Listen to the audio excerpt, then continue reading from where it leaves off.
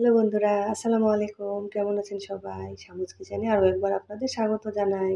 আজকে আমি বাচ্চাদের টিফিনে বা বিকালে স্ন্যাক্স হিসেবে সুন্দর একটা নাস্তা রেসিপি নিয়ে আসলাম। আলুর বল বানিয়েছি। এগুলো খেতে কিন্তু খুবই মজার হয়ে থাকে আর অনেক ক্রিস্পি হয়ে থাকে।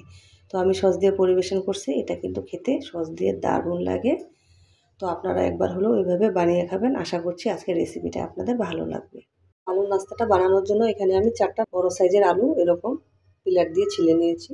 তো আমি এখন একটা গ্রেটার নিয়ে নিলাম। তো গ্রেটার দিয়ে আমি এখন আলুগুলোকে গ্রেট করে নেব। আলুগুলো আমার গ্রেট করা হয়ে গেছে। তো আমি এখন 1 চামচ মতো এখানে লবণ দেব। তো লবণ দিয়ে আমি ভালোভাবে আলুর সাথে মাখিয়ে নেব। তো আমার মাখানো হয়ে গেছে লবণটা আলুর সাথে। এখন আমি 10 মিনিট এটাকে রেখে দেবো এইভাবে।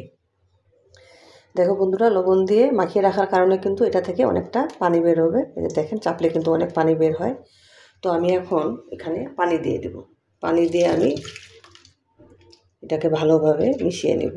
আর আমি পানি পাল্টিয়ে 3 থেকে 4 বার এটাকে আমি কষলে কষলে ধুয়ে ঝাড়া দিয়ে নেব।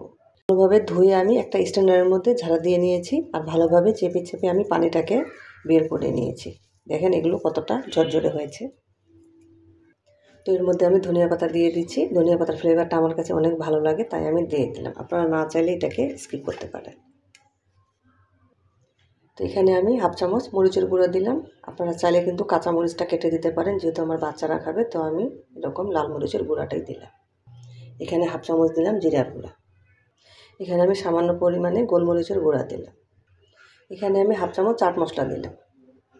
লবণ দিলাম স্বাদ মতো।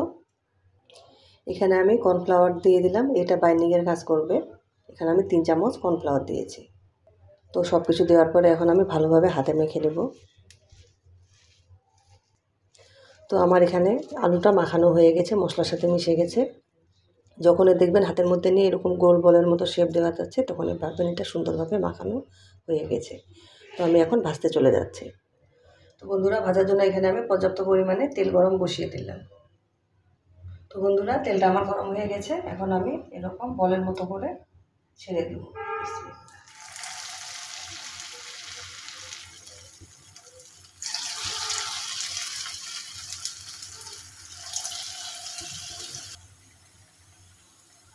তো বন্ধুরা, আমি কিছু ভাজতে দিয়ে দিলাম। তো এগুলো আপনারা কিন্তু মিডিয়াম আঁচে ভেজে নেবেন। তো বন্ধুরা, আমার এক পাশে ভাজা হয়ে গেছে, আমি এখন উল্টিয়ে দিব। আমার কিন্তু আলুর বলগুলোতে সুন্দর একটা কালার চলে আসছে। আমার এগুলো হয়ে গেছে। তো আমি এখন এগুলো তুলে নেব।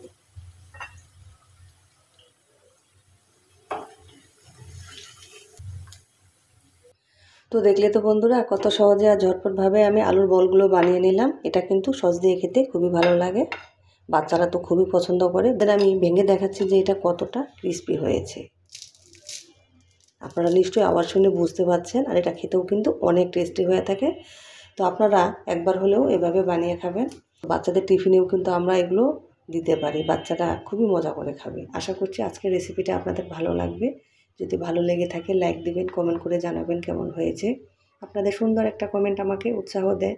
এরকম মজার মজার সহজ রেসিপি পেতে আমার চ্যানেলটিকে সাবস্ক্রাইব করে আমার পাশে থাকবেন। সবাই ভালো থাকবেন। আসসালামু আলাইকুম।